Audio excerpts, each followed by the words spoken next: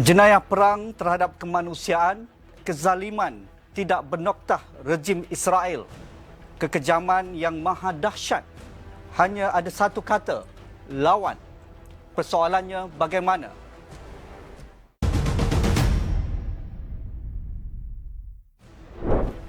Assalamualaikum, salam sejahtera, bersama saya Nazrika dalam Dialog Tiga Penjuru khusus untuk kita bincangkan krisis yang sedang berlaku di Palestin, serangan bertalu-talu pihak Zionis rejim Israel sejak 10 hari lalu di bumi Gaza dan juga di tebing barat, malah juga di perkampungan Palestin di wilayah Israel sendiri. Jadi apakah yang perlu kita lakukan? Adakah Zionis ini perlu dilihat sebagai satu rejim seperti kita memanggil South Africa ataupun Afrika Selatan sebagai rejim apartheid, ataupun kita perlu menggesa masyarakat dunia dan juga kuasa-kuasa besar melakukan sesuatu untuk memastikan serangan yang berlaku sekarang perlu dihentikan segera dan membenarkan bantuan kemanusiaan antarabangsa masuk ke bumi Gaza, ke tebing barat dan juga kawasan yang sedang dibedil oleh rejim Zionis. Jadi pada malam ini 3 orang tokoh utama negara akan membincangkan isu ini yang kami panggil dalam Dialog Tiga Penjuru di sebalik senyuman Hamzah. Jadi di talian melalui Skype pada malam ini saya tampilkan 3 tokoh utama, iaitu di talian sekarang kita bersama dengan yang berbahagia Tun Dr. Mahathir Mohamad, mantan Perdana Menteri Malaysia. Assalamualaikum Tun, apa khabar? Baik, Alhamdulillah. Dan yang kedua kita ada dari United Kingdom, dari London terus, yang berbahagia Dato' Dr. Afifi Al-Akiti, Fellow Pengajian Islam Universiti Oxford, merupakan rakyat pertama Malaysia yang mengajar pengajian Islam di Universiti Oxford. Assalamualaikum Dr. Afifi, apa khabar? Waalaikumsalam warahmatullahi. Selamat Hari Raya daripada Oxford, Tun dan Datuk Seri dengan Haji Nazri. Selamat Raya Dr. Afifi. Terima kasih kerana sudi bersama kami pada malam ini. Dan yang ketiga, kita ada seorang lagi tokoh penting untuk kita lihat isu ini dari perspektif pembinaan Islam, iaitu yang berbahagia Datuk Seri Haji Abdul Hadi Awang, Duta Khas yang amat berhormat Perdana Menteri ke Timur Tengah. Assalamualaikum Datuk Seri, apa khabar? Selamat Hari Raya. Waalaikumsalam, selamat raya. Terima kasih Datuk Seri kerana sudi bersama kami di Astro Awani pada malam ini. Mungkin soalan pertama saya kepada Tun, dengan langkah yang begitu kejam di malam terakhir umat Islam menunaikan solat tarawih dan juga berqiyamul lail di Masjidil Al-Aqsa, barisan ataupun gerombolan tentera Zionis menceroboh Masjidil Aqsa dan juga melemparkan granat dan juga gas pemedih mata untuk menyuraikan umat Islam yang sedang bersujud.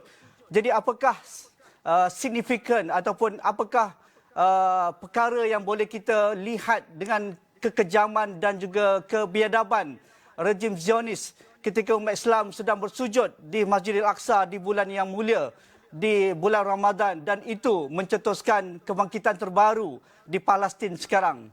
Reaksi Tun awal.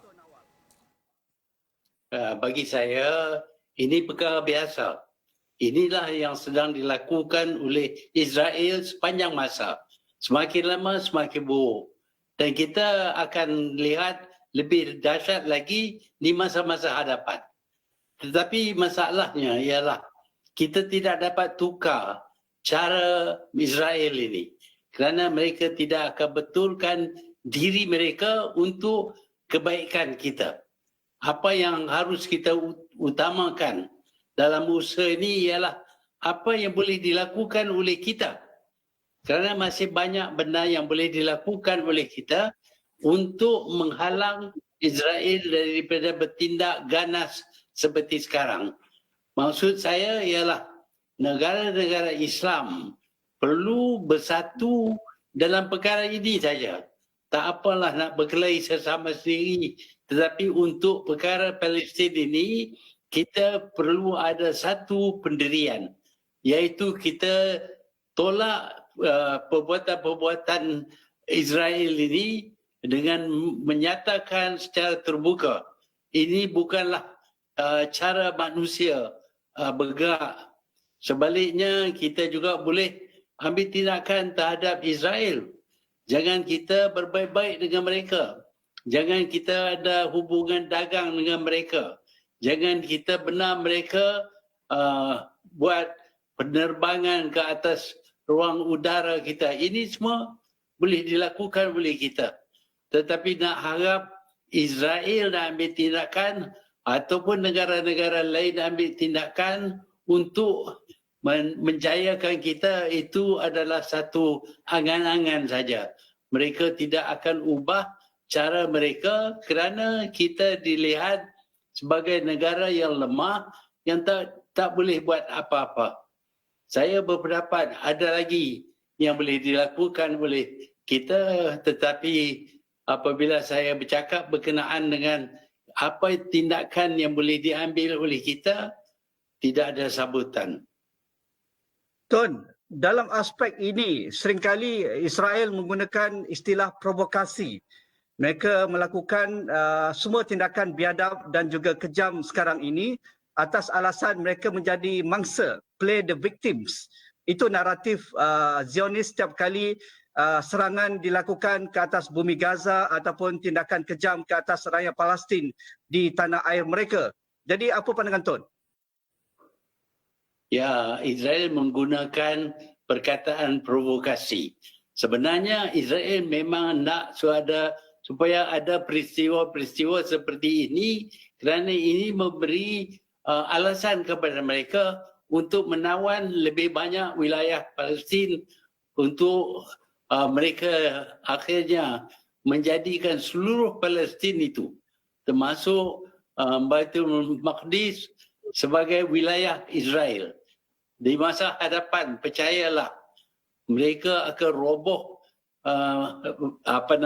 Masjid Al-Aqsa untuk mendirikan tempel mereka, rumah ibadat mereka, kerana mereka mengenali tempat ini sebagai the Temple Mount, iaitu sebelum adanya Masjid Al-Aqsa, mereka sudah berada di situ. Jadi mereka akan ambil tindakan. Sebab itu mereka selalu memberi alasan ini tempat kami. Sebab itu juga kita lihat bukan saja Al-Aqsa, tetapi Sheikh Jarrah, satu pekan kecil juga diambil oleh mereka, termasuk mengeluarkan daripada rumah mereka orang-orang Palestin kerana kononnya 3,000 tahun dahulu ini adalah milik orang Israel. Jadi ini tak akan habis. Saya percaya akan ada lagi. Sama ada provokasi ataupun tidak, tindakan Israel semacam saja. Nak tawan semua kawasan Palestin. Dr. Afifi, kalau kita lihat tindakan provokasi terkini Israel selain pencerobohan ke atas Masjid Al-Aqsa ketika malam terakhir Ramadan, peristiwa pengusiran rakyat Palestin di Sheikh Jarrah juga, seolah-olah Israel menggunakan konotasi ataupun naratif mereka berhak kembalikan tanah orang Yahudi beribu-ribu tahun dahulu. Dan kita sedia maklum undang-undang hari ini, undang-undang moden sekarang, kita tahu kita perlu menghormati sempadan negara, kita perlu menghormati sempadan tanah-tanah yang dimiliki oleh pribadi dan juga masyarakat. Tetapi kenapa dalam hal ini seolah-olah Israel menggunakan apa juga alasan yang mungkin pada kita orang yang berakal ini tidak masuk akal. Ini hak saya perlu datang ke tanah ini dan rebut semula tanah dan usir semua orang yang duduki sekarang. Apa hukum yang digunakan oleh Israel ketika ini, Dr. Afifi? Yeah, thank you, Jinazri. Actually, saya nak mulakan dengan kalam dengan nasihat seorang ahli falsafah political philosopher yang terkenal di dunia barat daripada Ireland. Namanya Edmund Burke yang meninggal pada tahun 1797, kurung ke-18 ya. And then dia berkata, the only thing necessary for the triumph of evil is for good men to do nothing, basically. Satu perkara yang boleh membuatkan kejahatan tu memperoleh kemenangan ialah apabila orang baik tidak melakukan apa-apa. And what is interesting dengan kalam, dengan nasihat Edmund Burke ni, ialah ia digunakan oleh orang-orang Yahudi sendiri semasa mereka sendiri ditindas oleh kerajaan Nazi Germany oleh Adolf Hitler pada zaman 1930-an Dan contoh orang Yahudi yang terkenal yang menggunakan kalam ni ialah Albert Einstein, ahli fizisis yang terkenal pada kurun ke-20. Jadi sama ada Edmund Burke sedar atau tidak, sebenarnya beliau mengikut jejak Rasulullah sallallahu alaihi wasallam, sunnah Nabi kita.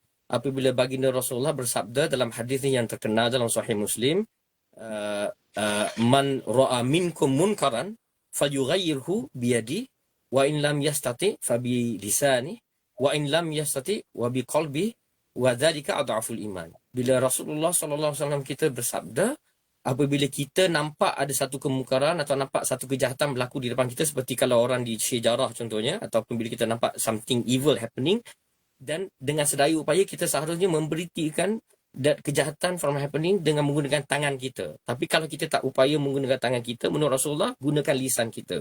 Kalau kita tak berupaya menggunakan lisan kita, gunakan hati kita, maknanya doa dan solat contohnya. Dan itulah tahap yang paling rendah, paling serendah-rendah iman kita. Jadi di sini, Nazri, seperti tadi Tun raise the issue about what can we do, apa yang harus dibuat.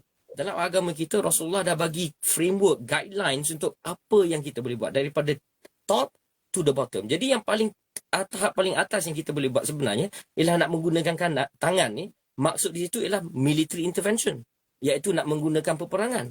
Tetapi dalam soal Palestin ni, kalau kita tengok sejarahnya, tahun 1948 dan tahun 1967, there was already the Six-Day War, in 1967, dan negeri-negeri jiran Palestin dah sudah berperang dengan negeri Zionis ni, tetapi mereka kalah. Jadi negeri-negeri ni sudah kalah. Jadi the reality on the ground is that, kita dah berperang dengan negeri-negeri Islam, dah cuba berperang dengan negeri Zionis, tapi mereka kalah. And so that is the fact on the ground. Jadi bila kita dah kalah ni, so kita nak tunggu for another Sultan Salahuddin Al-Ayyubi seperti mana pada zaman sejarah the Crusades, we have to remember and go back to history and look back at that story. It took almost daripada the first crusade to the third crusade, almost 100 years for the Ummah to produce Salahuddin. And how do you do that? You must make sure that negeri-negeri Islam ni kuat dalam domestic policy-nya, kuat dalam kekuatan ketenteraannya, kuat dalam dia punya foreign affairs dia, so that they are able to menyelamatkan balik Baitul Maqdis. So, realitinya now, we cannot even intervene militarily. So, what can you do? Kalau dah tak boleh nak guna tangan untuk resolve this, saya nak share pada Tun dengan Datuk Seri pada malam ni. What was interesting, saya duduk dekat Oxford ni, bila kita tengok antara negeri-negeri barat yang paling anti negeri Zionis ni, interestingly adalah negeri Ireland, the Republic of Ireland. Jadi contohnya dia orang buat dua benda. Satu, dalam polisi dalaman mereka, dia orang dah merangkakan rang undang-undang pada tahun 2018 contohnya, the Occupied Territories Bill pada tahun 2018 untuk boycott, untuk divest, iaitu untuk memberhentikan apa saja pelaburan yang ada dengan interest Zionis, dan untuk sanction, seperti Tun cakap tadi, untuk menyekatkan perdagangan dengan Israel. Ini negeri di barat ni, di Ireland contohnya. Jadi kita tanya soalan, kat Malaysia kita dah buat ke undang-undang ni? Kalau di negeri-negeri Arab dah, negeri Islam ada ke rangkakan undang-undang sebegini rupa contohnya? Boycott, divestment dengan sanction. Dan polisi kedua yang negeri Ireland have been doing, for example, itu send direct aid to Gaza, direct aid to Palestine. So yang ini bukan menghantar bantuan contohnya melalui NGO, tetapi ini kerajaan mereka sendiri yang menghantar bantuan dengan menghantarkan engineer untuk membina loji-loji air, contohnya water treatment plants, dengan doktor, dengan not only cash punya injection but also untuk build their infrastructure. So we have to ask ourselves, in Malaysia contohnya, is our government, kerajaan kita memang bagi bantuan macam tu ke, atau melalui NGO saja? Adakah negeri-negeri Arab lain yang berjiran tu, what can we do? So if we don't even do that, then the next level is, kalau dah tak boleh nak merubahkan kejahatan ni dengan tangan, ialah untuk gunakan lisan. Jadi di sini saya nak bagi contoh Syekhul Azhar, iaitu antara ulama terkemuka di dalam dunia Islam, dalam kalangan ahli sunnah wal jamaah, Syekh Ahmad Taib, ada keluarkan kenyataan bila masa penyerangan Masjid Al-Aqsa baru-baru ini pada malam Lailatul Qadar, malam ke-27 Liko, so dia keluarkan kenyataan untuk menyeru satu dunia, bukan saja dunia Islam tetapi dunia barat juga, untuk bersatu menamatkan kekejaman Israel. Tapi what was interesting dengan statement Syekhul Azhar kali ini, which is very different. Normally they are very quiet, they don't say anything, tapi this time dia kata there has to stop al-kailu bimakilain. Kena stop the double standard. And maksud dia di situ ialah dia basically saying to pihak Amerika Syarikat contohnya dengan negeri barat untuk stop that. Tetapi bila pihak kita keluar statement, contohnya kalau OIC, even baru-baru ni dengan kerajaan Malaysia, dengan Brunei, dengan Indonesia, is this statement yang ada bertaring atau tidak? So kalau kita cannot even speak truth to power, then the last we can do is doa. Solat, macam apa yang tengah berlaku sekarang di Malaysia, saya dengar dia orang buat kunut nazilah dengan solat hajat. But this is where Tun dengan Datuk Seri, this is our Prophet sallallahu alaihi wasallam dah ajarkan kita dah daripada tinggi, daripada military intervention, the physical intervention, all the way to, to speak truth to power, to lobby, to, or the lowest is where we can then pray dengan doa, for this. And this is why kita kena seharusnya ada some strategic punya thinking on this. Just as the time of Salahuddin, because no one is saying to do nothing, but no one can do, no can we do just about anything. And we have to do, and we have to think carefully so that we work together with not only the Muslim nations in the OIC, but also non-Muslim nations macam Ireland tadi yang saya ceritakan, with the non-allied movement contohnya, with the Global South, because in fact there are many who do not want to see apa yang dah berlaku di Palestine. That is done by the negeri Zionis ni contohnya. I think this is where kerajaan kita harusnya memainkan peranan supaya kalau dia orang tak boleh nak hantar military, tak boleh, kalau tak cukup duit nak hantar economic aid pun, at least they should work using diplomatic measures to, whether with Muslim nation and non-Muslim nation together to try and work strategically. What can we do to basically stop the Israelis doing what they're doing essentially? Menarik. Kita nak tahu lebih lanjut lagi apakah yang boleh dilakukan dalam konteks masyarakat antarabangsa dan people movement ataupun masyarakat madani.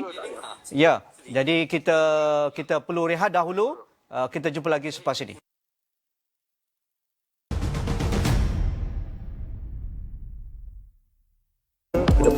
Dan maju. Induknya adalah Melayu. Balik kepada Islam. orang yang membuat Polisi, kalau itu yang dia kehendaki, fine. Mungkin kita berbeza pandangan. Tapi kita mempunyai kuasa yang boleh menentukan budaya di masa hadapan. Polisi yang mesra wanita, sudah tentu dia akan datang daripada pemimpin wanita.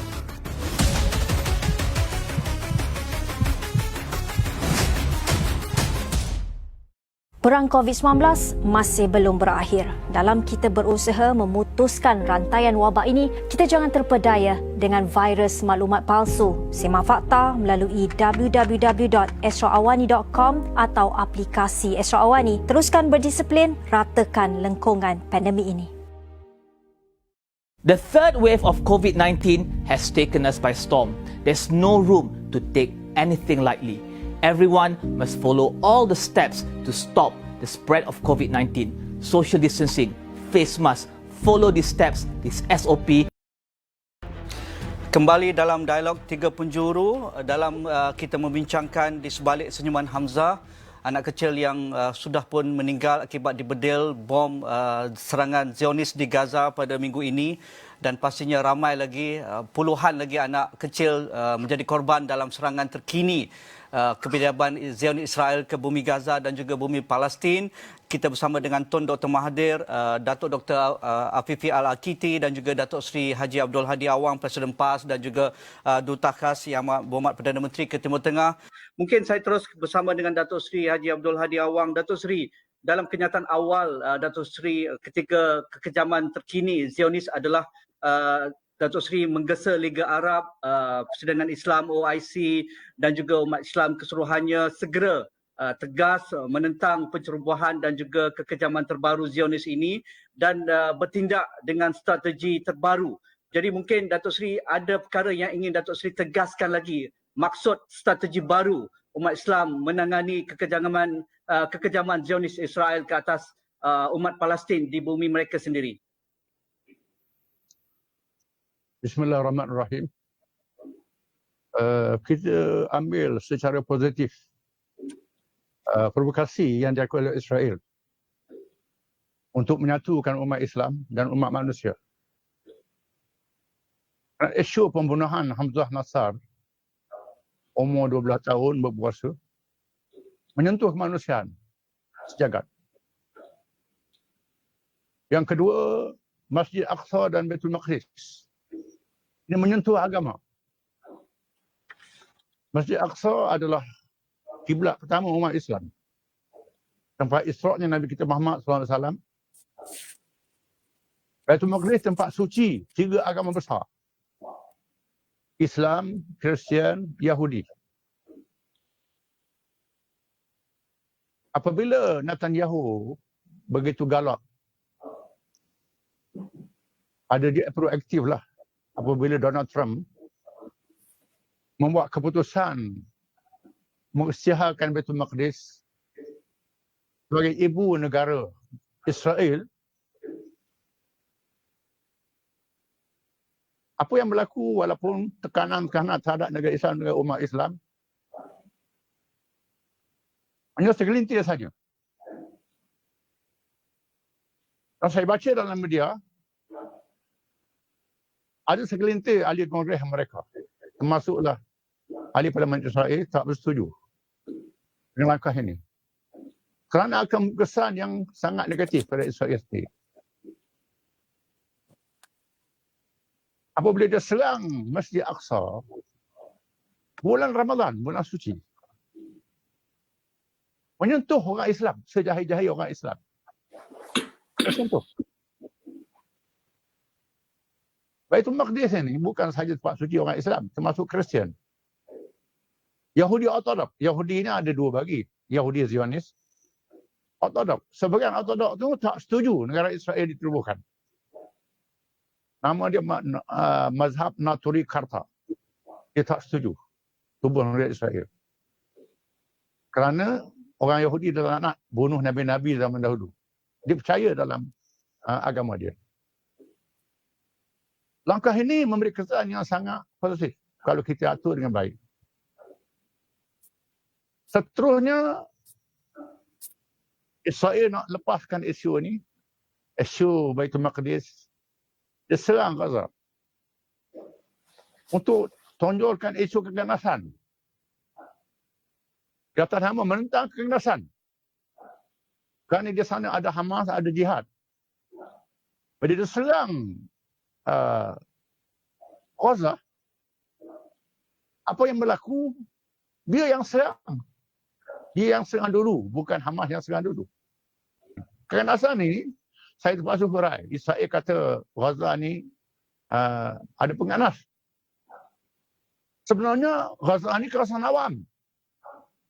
Kawasan awam. Kita tak nafilah ada pengkalan pejuang. Tak nafi. Tapi banyak kawasan awam.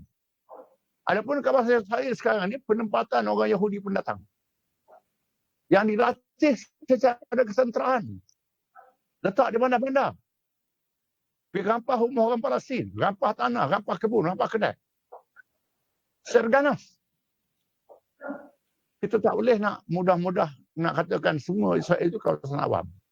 Kena kita lihat. Ini sudah ada alasan untuk orang Palestin menyerang Israel. Adapun negara umat Islam masih bersatu menyokong perjuangan Palestin. Menyahut seruan Allah Ta'ala, seruan yang sangat keras. Dalam surah An-Nisa. Wa ma lakum la tuqatiluna fi sabilillah. Apa yang menghalang kamu daripada kamu perang pada jalan Allah? Untuk menyelamatkan orang yang ditindas. Kalangan orang tua, kanak-kanak dalam negeri yang dizalimi. Mereka merintih. Ini seruan Allah pada umat Islam. Dan Allah menyeru umat Islam, wa'idu lahum mastata'tum min quwwah. Dan bersedialah kepada kemampuan kamu dengan kekuatan. Kekuatan mengikut kemampuan kamu, kemampuan terkini, teknologi, persenjataan, ekonomi dan segala-galanya. Kita mesti menentang Israel dalam segala lapangan.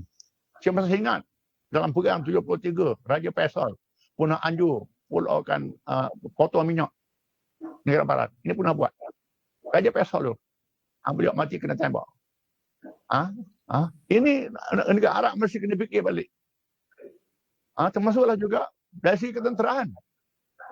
Tun, itu yang diangkat Datuk Seri Abdullah Awang menarik. Tetapi untuk kita mengangkat naratif baru dalam konflik terbaru ini ataupun serangan terbaru Zionis sekarang adalah untuk kita memahamkan bahawa isu Palestin bukan isu agama.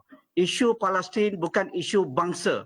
Isu Palestin ia melangkaui isu ini, melangkaui isu kemanusiaan. Jadi bagaimana kita perlu membawa isu ini kepada masyarakat dunia bahawa dunia perlu bertindak segera menidakkan Israel, mengutuk serangan-serangan ini, dan kemanusiaan adalah hak rakyat Palestin segala yang dinafikan oleh rejim Zionis sejak 1947.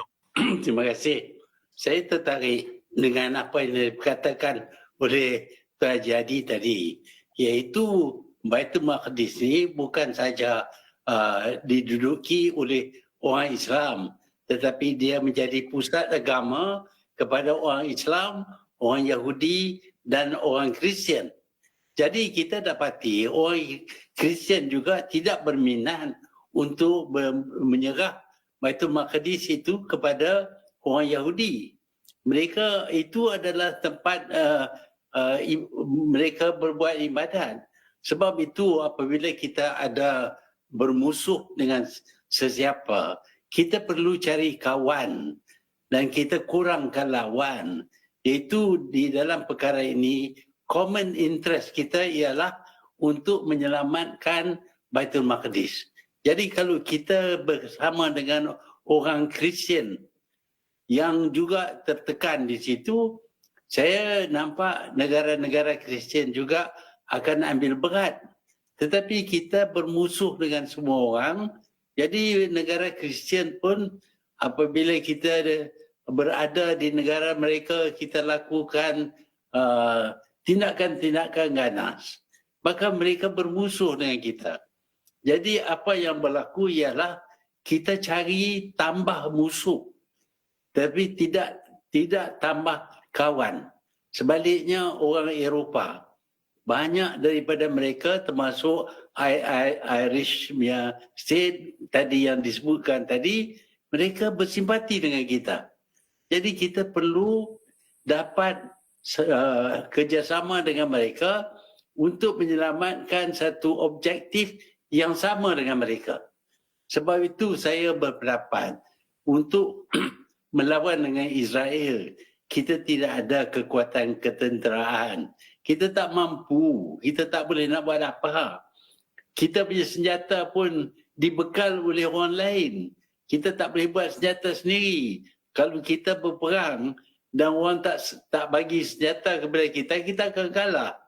Sebab itu saya berpendapat bahawa yang ada kepada kita ialah kekuatan keuangan kita. Orang Islam tak pernah begitu kaya seperti sekarang ni. Berlambat-lambat duit daripada bumi keluar minyak dan kita control the whole world punya supply of oil. Kita ingat dulu bila OPEC ditubuhkan, harga minyak dulu satu tong cuma $12, $12. Tetapi apabila OPEC ditubuh, maka harga minyak itu meningkat sehingga menjadi beban kepada orang lain. Jadi ini adalah kekuatan kita. Pasar adalah kekuatan kita. Jadi kalau kita nak lawan dengan orang, kita guna apa yang ada kepada kita. Tetapi jangan kita tambah musuh. Bila kita tambah musuh, kita pergi tinggal di negara Eropah. Lepas itu kita letup bom di sana, kita bawa truk untuk bunuh 80 orang. Itu semua menyebabkan mereka marah kepada kita dan memihak kepada Israel. Sebenarnya orang Eropah ni dulu mereka amat benci kepada orang Israel. Mereka anggap orang Israel ni sebagai orang yang makan darah. Kononnya mereka kontrol semua. Sebab itu mereka ada pogrom, iaitu tiap-tiap tahun mereka bunuh orang Israel. Itu mereka anggap orang Israel musuh mereka.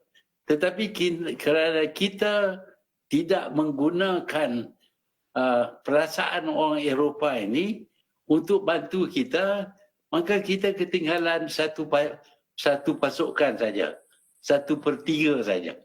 inilah yang saya berpendapat bahawa kita kaji dulu apa yang kita ada, apa yang kita boleh buat, kerana kita mempunyai kuasa tertentu. Suplai minyak di seluruh dunia dikuasai oleh kita. Kalau kita tak bagi minyak pun, mereka tak boleh buat apa-apa. Ini boleh kita lakukan. Dan boleh kita lakukan secara halus sehingga mereka tidak dapat membuat apa-apa kepada kita. Sebab itu saya berpendapat dalam melakukan satu peperangan, kita harus itemize kuasa yang ada kepada kita dan musuh yang ada kepada kita. Dan siapakah yang boleh jadi kawan kita. Itu amat penting. Dalam Perang Dunia Kedua, apabila British berperang, mereka mencari kawan. Mereka sanggup terima Rusia, musuh mereka sebagai kawan. Kerana mereka tahu dengan Rusia lawan dengan Germany, maka serangan terhadap Britain kurang sikit. Fikirkanlah, kalau dalam Perang Dunia Kedua itu, cuma Britain saja yang nak lawan dengan Germany. Saya tak ingat dia mampu.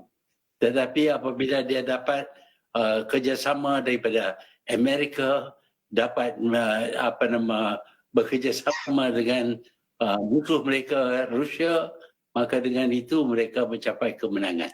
Ini strategi. Dan kita perlu ada strategi dalam apa-apa juga perjuangan kita. Menarik. Dr. Afifi, kalau di UK, di United Kingdom sekarang, kita lihat kebangkitan masyarakat awam memprotes di bandar-bandar besar di seluruh United Kingdom. Ireland dan sejak dekad lalu memang penyokong tegar Palestin seperti mana Dr. Afifi katakan tadi. Dan di negara Eropah, walaupun kerajaan mereka menjadi sekutu kepada rejim Zionis, tetapi masyarakat awam berarak di jalan raya menentang penaklukan dan juga serangan Zionis ke atas umat Islam ataupun umat Palestin. Jadi bagaimana kita mencari lebih banyak kawan dalam hal ini menggunakan people movement dan juga advokasi tentang kemanusiaan terhadap isu Palestin. Dan kita lebih banyak kawan untuk memulaukan, kalau kita perlu BDS, memulaukan ekonomi Israel, lebih banyak negara akan terlibat kerana kerajaan sahaja mereka tidak mampu untuk bersorangan. Mereka memerlukan rakyat untuk menyokong polisi-polisi mereka walaupun mereka merupakan sekutu kuat kepada rejim Zionis. Dr. Afifi. In this case, Tun dengan Datuk Seri and Haji Nazri, for the first time dalam sejarah, satu badan antarabangsa yang terkenal untuk hak asasi manusia iaitu Human Rights Watch. Human Rights Watch ni yang very big lah macam Amnesty International, tapi HRW. Kalau mungkin kalau orang Malaysia tak tahu, pun this is where dalam masyarakat kita kata kulil haq walau bimurrah. Berkatalah benar walaupun pahit. Jadi contohnya Human Rights Watch ni, dia masa baru-baru ni kalau di Malaysia, kan baru-baru ni kerajaan Malaysia isytiharkan darurat, Jadi Human Rights Watch ni pun dia tegur kerajaan Malaysia, dia kata yang this is a matter of concern. Jadi Human Rights Watch ni memang dia orang pantau seluruh dunia apa yang berlaku masalah pada seluruh dunia, pada negeri-negeri di seluruh dunia. Jadi Human Rights Watch for the first time dalam sejarah, di dalam dunia kita ni, have come out with a report pada bulan April tahun ni 2021 that the Israeli government is committing 2 jenayah against humanity, 2 crimes against humanity. This is unprecedented for the first time ni. Yang ini Human Rights Watch ni keluar for its treatment of the Palestinians. 1, the crimes of persecution, dan 2, the crimes of apartheid. Iaitu jenayah persecuting orang Palestin, dan kedua jenayah apartheid ni. So it's interesting that human rights organizations sekarang, including Human Rights Watch dan badan hak asasi manusia yang ada di negeri Zionis itu sendiri, termasuklah contohnya Beit Salim, Bat Salim dalam bahasa Hebrew, dia orang pun came to the same conclusion yang negeri Zionis ni sebenarnya dah sampai undang-undang yang dia orang sendiri panggil apartheid. Ini orang Yahudi sendiri yang kritik polisi negeri Zionis tu. That is very, very interesting. Jadi di sini saya rasa, as Tun mention tadi pun, untuk have this coalition of nak recruit kawan daripada lawan, it's important that we use the approach of rights-based punya approach, the human rights-based punya approach to resolve this conflict. So jadi contohnya bila kita guna this dan kita boleh tunjukkan seperti Sheikhul Azhar kata tadi, the double standard of the West. Jadi you tak boleh nak kata kita nak go for civil rights di Amerika Syarikat. Martin Luther contohnya, only black lives saja matter. What about Palestinian life? Palestinian lives juga matter juga. Jadi for them takkanlah boleh civil rights di Amerika matter domestically, tetapi when it comes to Palestine tiba-tiba dia Right. macam ada kemunafikan di situ. Yeah. So this is where the rights-based approach is the way forward that we see certainly di negeri-negeri barat, and this is why kita nampak banyak orang protes. Alhamdulillah, di negeri barat. Tapi not only that, they are trying to do more than that to lobby their own government to break the status quo lah yang ada sekarang di negeri Zionis ni. Dr. Afifi Tun dan juga Dato' Sri Abdul Hadi Awang, kita rehat yang kedua. Selepas ini kita nak minta saksi ketiga ahli panel kita tentang beberapa buah negara Arab yang sudah ada pun hubungan diplomatik ataupun normalisasi dengan rejim Zionis. Adakah wajar mereka melakukan demikian? Dalam keadaan sekarang, apa yang perlu mereka lakukan untuk memastikan hak rakyat Palestin terbela dengan hubungan yang mereka lakukan, ataupun perlu mereka putuskan segera hubungan tersebut? Kita rehat dahulu, kembali dalam Dialog Tiga Penjuru selepas ini.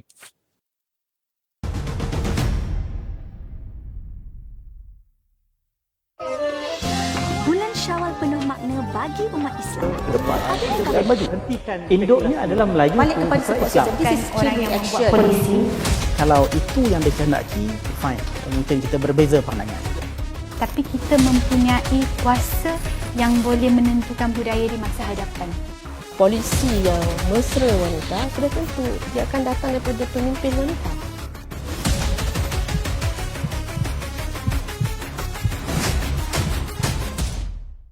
Perang COVID-19 masih belum berakhir. Dalam kita berusaha memutuskan rantaian wabak ini, kita jangan terpedaya dengan virus maklumat palsu. Simak fakta melalui www.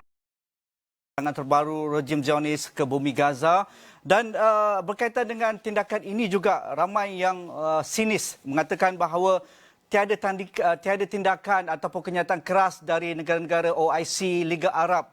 Tetapi kita sedia maklum beberapa bulan lalu beberapa buah negara sudah pun ada normalisasi mereka dengan rejim Zionis seperti UAE, Bahrain, Sudan dan agak intim juga dengan Arab Saudi. Jadi mungkin Datuk Seri Abdul Hadi Awang, dengan tindakan yang tidak sekata oleh OIC dengan kenyataan terbaru mereka tentang serangan terbaru Zionis ini, mungkin reaksi Datuk Seri terhadap perkara yang boleh dilakukan oleh negara-negara Arab walaupun mereka sudah pun ada hubungan dengan rejim Zionis. Mungkin mereka boleh bagi tekanan ataupun perlu menyatakan pendirian sekarang bagaimana mereka berurusan dengan rejim Zionis dalam kebedaban mereka ke atas bumi Palestin dan juga rakyat Palestin. Saya respon kepada kenyataan Tun supaya kita menggunakan kekuatan yang ada. Memang kita tak mampu dari senjata. Kita pasti ada senjata. Tetapi kekuatan yang ada pada kita itu perlu dikumpulkan. Kita perlu ingat, pada tahun 70-an bila berlaku Masjid Aqsa dibakar, umat Islam bersatu. Itu bukan OIC. Malangnya oleh kerana sebahagian besar negara Islam tak merdeka sebenar-benarnya. OIC jadi tak bermain. Kemudian almarhum Arbakan, termasuk Tun sendiri, mengambil inisiatif menubuhkan kumpulan 8. Kemudian pimpinan yang buat kumpulan 8 pun tak ada jatuh. Kita tak tahu sebabnya. Itu hak politik lah. Akhirnya ialah kumpulan 4 yang kita buat ni. Ini sekurang-kurangnya kita dapat mengumpulkan kekuatan umat Islam. Kekuatan tenaga manusia, kekuatan hasil bumi, kekuatan ekonomi. Dan kedudukan negara Islam tempat yang paling strategik dalam dunia. Daripada Asia Tenggara sehingga Laut Merah sampai Gibraltar. Itu kawasan strategik. Laluan umat Islam. Semua hasilnya kepunyaan orang Islam. Laluannya kepunyaan orang Islam. Kalau negara EU tak ada hasil apa pun dia boleh bersatu, boleh kuat. dengan ekonomi dia, dengan ketenteraan dia, mengapa kita orang Islam yang begitu berselera ini tak boleh kita? Ini perlu diusahakan. Yang kedua, kita mesti jangan banyakkan lawan. Nabi kita Muhammad SAW, dia banyakkan perundingan dengan musuh-musuh untuk mengambil kerjasama, untuk mengurangkan jumlah lawan yang utama, musuh yang besar. Ini boleh kita ambil. Dalam Perang Dunia yang kedua, Tuan dah sebut tadi. Hari ini, yang paling menonjol menyokong Israel ialah Amerika dan negara Eropah. Apa salahnya negara Islam ni kalau bersatu menjalinkan hubungan dengan negara yang bermusuh dengan mereka? Jalin hubungan baik. Jangan kita bergantung dengan mereka sangat. Bergantung dengan kita sendiri dan dengan negara-negara yang tak baik dengan mereka. Kita satukan ini. Kemudian umat Islam sendiri mesti diberi kesedaran dan kepahaman. Bukan saja bunuh tak tahu hala di Eropah. Bunuh orang Islam sendiri. Bom masjid, bom sekolah agama, bom. Bom pasar, bom hotel, bom kedutaan. Mengikut hukum Islam, kedutaan tak boleh bom. Walaupun kedutaan negara musuh. Ini hukum Islam, hukum syarak. Tapi tak tahu hukum Islam. Ini dah bisa lagu. Ini kerana tak jahil agama, bebal agama. Ini berlaku. Jadi mungkin musuh-musuh kita menggunakan kejahilan kalangan kita sendiri untuk menimbulkan masalah. Saya pernah timbulkan isu ini dalam ucapan saya sidang ahli-ahli Parlimen Islam di Turki. Saya tak bersetuju langkah-langkah beberapa negara yang mendukung secara agresif melakukan kacauan negeri sendiri. Dia mengundang perang proksi. Musuh datang negeri kita. Bukan untuk lawan musuh utama. Untuk lawan sama sendiri. Jadi perang proksi. Dia boleh menegak senjata pula. Patutnya duit yang kita gunakan untuk kita lawan musuh kita. Ini tak berperang di Yaman, berperang di Syria, berperang di Libya. Bukan di Israel. Ini satu benda yang sangat memalukan kita sendiri. Ini perlu diubah. Yang paling utamanya orang Arab sendiri dah. Kita bukan Arab. Patut mereka dekat dengan Islam, dengan Quran. Mereka kena baca Quran banyak-banyak dah patutnya. Itulah. Terima kasih. Okey, Tun, mungkin reaksi Tun tentang normalisasi beberapa buah negara dalam mereka juga perlu membawa suara penentangan ke atas rejim Zionis ini. Adakah mereka boleh menggunakan manfaat itu ataupun mereka perlu juga menyatakan pendirian tegas kepada rejim Zionis? Saya ingin balik kepada hubungan baru antara negara-negara UAE dengan Israel. Kalau kita perhatikan daripada sudut Israel, ini adalah tindakan Israel mengurangkan musuh, menambahkan kawan. Jadi dengan sendirinya apabila mereka ada hubungan dengan 3-4 buah negara Islam ini, mereka mengurangkan musuh. Sebaliknya kita menambah musuh. Sebab itu kita perlu guna strategi. Yang keduanya berkenaan dengan kekuatan kita. Benda ini mengambil masa yang panjang. Saya biasa kata kepada Arafat, perjuangan dia tak akan habis walaupun dia sudah meninggal. Kerana ini adalah long struggle. Jadi untuk long struggle, kita perkuatkan diri kita. Kita tambah kebolehan kita. Sebenarnya kita mempunyai kebolehan yang sama dengan orang Eropah ataupun orang Cina ataupun orang Jepun. Tetapi kita kena susun diri kita untuk perkuatkan diri kita. Sebab itu kita perlu keluar senjata kita sendiri. Barulah kita boleh kuat. Tetapi kalau kita ada sedikit roket, kita tembak roket tu dibalas dengan roket lebih dahsyat. Itu tidak menolong kita. Jadi kita perlu ada short term strategy dan long term strategy. Kita sudah lihat di London, mayor dia baru-baru ni bukan orang putih. Orang Islam jadi mayor. di London. Bermakna bahawa di London juga kita ada peluang cari kawan. Kita boleh mempengaruhi pilihan raya mereka. Kalau mereka buat dasar yang bertentangan dengan kita, kita boleh kalahkan orang itu dalam pilihan raya. Tetapi kita perlu ada dasar dalam perkara lain, okey, kita boleh undi siapa konservatif ke, Labour ke. Tetapi on soal Palestin, kalau awak tolong Israel, kami tak akan undi mereka. Akan jatuh orang ini apabila mereka sedar bahawa sikap mereka itu akan menyebabkan mereka kalah dalam pilihan raya. Mereka akan kaji semula sikap mereka. Apakah baik mereka menolong Israel ataupun menentang Israel. Kerana ini ada kesan dalam pilihan raya bagi diri mereka. Jadi kita sekarang ini mempunyai banyak peluang. Kita mempunyai wang yang banyak. Kita mempunyai bahan mentah yang cukup diperlukan oleh orang-orang barat. Tapi kita tidak ada strategi yang tersusun untuk mengambil kira kekuatan kita, bagaimana kita guna kekuatan itu. Ya, bila kita lemah, kita perlu buat secara yang lemah. Kita guna diplomasi. Itu masih kita boleh. Jadi saya berpendapat bahawa perperangan ini tidak akan habis.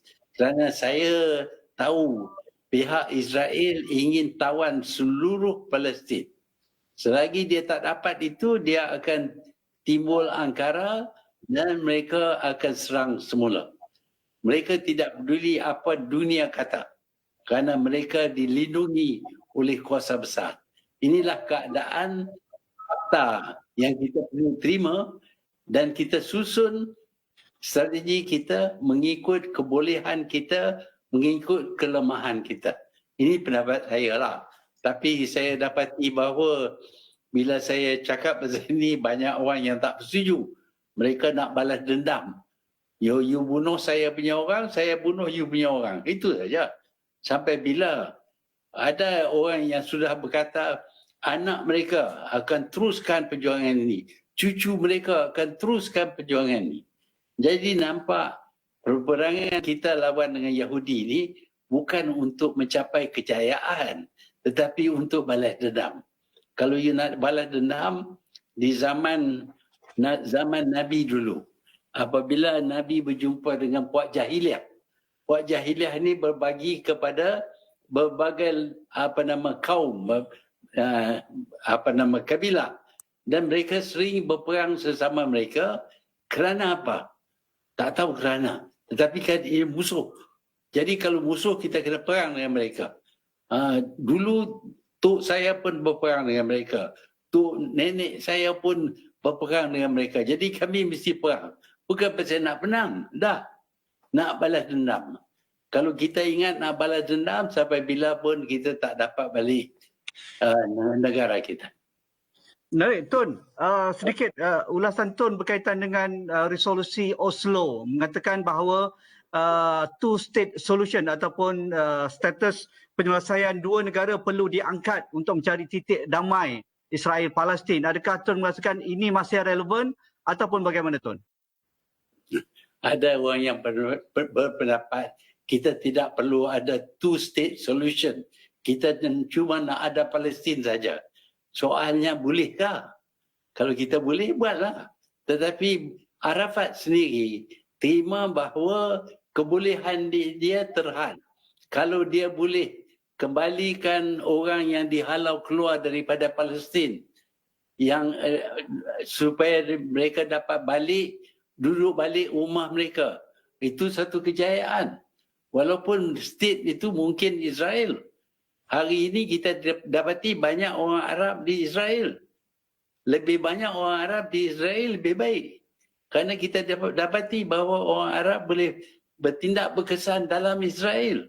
Tapi kalau kita nak kata ada cuma satu state, mereka akan tuntut satu state itu ialah Israel, bukan Palestin. Keupayaan kita nak ada satu state ni, saya fikir amat terhad. Kita buat apa yang kita mampu. Mungkin satu hari kita dapat buat satu state, tapi waktu ini bukanlah masanya kita nak tuntut benda yang kita tak boleh dapat. Dr. Afifi, reaksi tentang itu, dua penyelesaian, iaitu two state solution, dua negara ini, dan mungkin ada langkah-langkah lain pada pandangan Dr. Afifi. Now, this is among the thing yang kerajaan kita boleh buat to basically, perhaps Dato' Sri Haji Hadi as the duta khas PM kita ke Timur Tengah, to lobby at least behind the scenes. Ni antara kekuatan kita yang kita boleh buat. Kita tak ada banyak duit, tak ada tentera, but diplomacy is one tool that we can use and use intelligently. And we should lobby lah dengan kerajaan UAE, dengan Bahrain contohnya, especially UAE dengan Bahrain ni, bila dia orang tanda tangan persetujuan dengan negeri Zionis yang baru-baru ni, dia orang punya one of the syarat ialah supaya dia orang dapat mengelakkan daripada masalah Palestin ni berbangkit.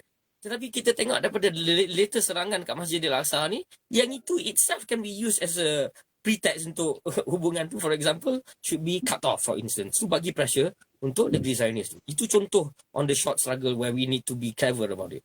On the long struggle, I will just say this. I think Malaysia pun is possible. That condemnation alone is not enough. Kita dah tengok daripada statement condemnation OIC, even our negara, for example, we do this. That alone is not enough. Maybe what we should be doing is, kita should isytihar yang negeri Zionis ni adalah negeri apartheid. Seperti mana kempen yang dibuat against South Africa pada zaman 80-an tu contohnya. And this is where we can actually build a coalition diplomatically to make friends. So bila kita kata negeri Zionis ni negeri apartheid, apa yang seharusnya kita buat? Kita boleh buat apa yang contohnya negeri Ireland yang saya bagi contoh tadi kan. So you come up with undang-undang untuk boycott, divest dengan sanction contohnya. Tapi bukan saja dengan Malaysia, kita work together dengan Indonesia, dengan Brunei contohnya di rantau kita, dan juga di negeri OIC individually lah dengan negeri Arab yang lainnya. Jadi it's not enough to just condemn. It's important that you need to be able to work together as those of us yang mentioned among our friends tadi, to have more kawan daripada lawan. Jadi contohnya kalau di UK, surat khabar terkenal UK, The Guardian ni, antara surat khabar yang tertua di United Kingdom, di London, yang ditubuhkan pada tahun 1826, they came out with an op-ed, with an editorial kata, bila dia orang pada tahun 1917, bila dia orang mensupport, bagi support or back the Balfour Declaration yang dibuat oleh Menteri Luar masa tu, iaitu Sir Arthur Balfour, punya declaration pada tahun 1917 untuk carikan rumah untuk orang Yahudi di Timur Tengah tu contohnya. So now surat khabar di UK ni kata this is among their worst mistakes, one of their all-time mistakes, according to this surat khabar. So memang opinion on the West, especially among daripada khayal ramai, among the population, among the citizen, it is definitely changing basically on the ground. And I think this is why we have to be strategic and clever about making friends and allies. And Malaysia can play a major role diplomatically to work on this. So perhaps, our duta khas PM to Timur Tengah, these are among the things that especially we can work together dengan negeri-negeri Arab ni individually, bilaterally to discuss, of course behind closed doors, but cleverly to declare, for example, negeri Zionis ni adalah negeri apartheid. That in itself, I'm quite confident that there will be a lot of Okey, sekali 1 minit, Dato' Sri. Adakah Duta Timur Tengah bersedia untuk melobi tentang itu, Dato' Sri? Memang kita melaksanakan kegiatan kita. Saya nak menarik dengan kenyataan tadi tentang two-state solution itu. Ini berkait dengan resolusi 242 PBB. Selepas perang 67, Israel menawan bumi Arab, termasuk Baitul Maqdis. Dulunya dia tak buat di bawah dia. Kerana itu, maka dikemukakan penyelesaian dua negara. Penyelesaian ini ada positif dan ada negatif. Positifnya ialah untuk usaha balik negeri-negeri yang ditawan 67 dan Palestin diiktiraf sebagai sebuah negara, sebuah kerajaan, boleh tubuh kedutaan, boleh bercakap dalam forum antarabangsa, memudahkan negeri Islam untuk tolong dan sebagainya. Itu positif. Negatifnya Israel tak layan. Contohnya Israel terus kontrol tepi barat. Kuasa kepada kerajaan Palestin terlalu sedikit. Bahkan diangkutnya dari orang Yahudi pindah situ, datang ramai-ramai. Yang terakhir ialah merampas rumah-rumah di Sheikh Jarrah. Sheikh Jarrah ni ialah timur Baitul Maqdis. Sheikh Jarrah ni mengambil sempena tabib peribadi Salahuddin Al-Ayyubi. Doktor peribadi lah. Dan tempat yang bersejarah pada orang Islam. Dan di situlah rumah Amir Husaini, Mufti Palestin. Dan mereka sudah tinggal turun-temurun, dirampas di situ. Ini menunjukkan mereka tak layan two-state solution ini. Yahudi tak layan, kita saja yang sungguh-sungguh. Dan sebab itu, kita ambil apa yang ada ni dalam masa yang sama, usahakan apa yang baki lagi. Dan memang kita berusaha untuk menyatukan negara Arab, sekurang-kurang untuk menghentikan ketegangan, peperangan. Dan saya sendiri terlibat untuk damaikan Yaman, damaikan Syria. Saya pernah terlibat supaya berhenti melalui diplomatik, melalui Turki, melalui Iran, melalui rakan-rakan di Sudan. Tapi malangnya usaha itu tak berhasil. Ya, Datuk Seri, soalan saya ulang sekali, adakah Datuk Seri bersedia untuk melobi negara-negara yang ada normalisasi ini untuk menekan rejim Zionis seperti UAE, Sudan dan Bahrain, termasuk juga Arab Saudi untuk menekan ketika ini untuk menghentikan tekanan? Dan pertemuan diadakan dengan kedutaan-dutaan mereka di sini. Kerana nak pergi ke luar negeri susah sekarang ini. Jadi melalui kedutaan. Ya. Terima kasih. Terima kasih ketiga-tiga ahli panel kita pada malam ini. Kita mendapat pencerahan apa yang ahli panel kita katakan tentang di sebalik senyuman Hamzah dan juga serangan terkini yang diberikan oleh rejim Zionis ke atas bumi Gaza dan juga bumi Palestin. Kita mengharapkan tekanan terus diberikan, tetapi strategi baru perlu diangkat. Itu resolusi kita pada malam ini, disetujui oleh tiga-tiga ahli panel kita, Tun Mahathir, Dr. Afifi dan juga Datuk Seri Abdul Hadi Awang. Kita tidak boleh cara lama, pendekatan perlu lebih segar, pendekatan lebih pandai, lebih strategik. Kita tidak perlu tenggelam dengan polemik retorik-retorik yang mungkin menarik emosi kita semata-mata. Sekian saja. Dan terima kasih Tun atas masa yang diberikan. Terima kasih Dr. Afifi Al-Alkiti dari Oxford, United Kingdom, dan juga terima kasih kepada Datuk Seri Haji Abdul Hadi Awang, Presiden PAS dan juga Duta Khas ke Timur Tengah. Itu sahaja, saya Nazri Kaha. InsyaAllah kita jumpa lagi dalam Dialog 3 Penjuru.